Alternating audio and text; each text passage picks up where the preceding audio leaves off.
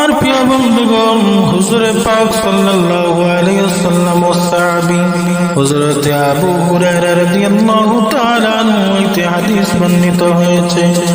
আল্লাহর নবী বলেন, মাহে রমজান মাসের শেষ রজনীর রাত, যেই রাতটি ঈদের রাত, এই রাতে আল্লাহ পাক রব্বুল আলামিন তার বান্দাকে ক্ষমা এবং দানের ফয়সালা করেন। বলেন সুবহানাল্লাহ।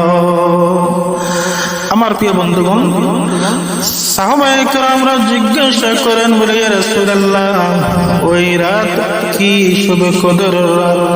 হুজুরে পাক সাল্লাল্লাহু আলাইহি ওয়াসাল্লাম বলেন, না রে সাহাবীরা, এই রাত কদরের রাত নয়, তবে এই রাত বিশেষ রাত। যেমন ধরেন, কর্মচারী সারাটা মাস কাজ করে যখন মহাজনে যখন পাওনা পরিশোধ করে, তেমনি ভাবে একটা রোজাদার দিনের বেলায় রোজা রেখেছে আর রাতের বেলায় আল্লাহকে পাওয়ার জন্য ইবাদত বন্দেগী করেছে, আল্লাহ তাআলা ওই রাতে তার বান্দাকে এবং ক্ষমা এবং দানের ফয়সালা করেন। তেমনি ভাবে এই রাত বিশেষ একটা রাত আমার প্রিয় বন্ধুগণ। কিন্তু এই রাতে আমরা মার্কেট নিয়ে ব্যস্ত থাকি।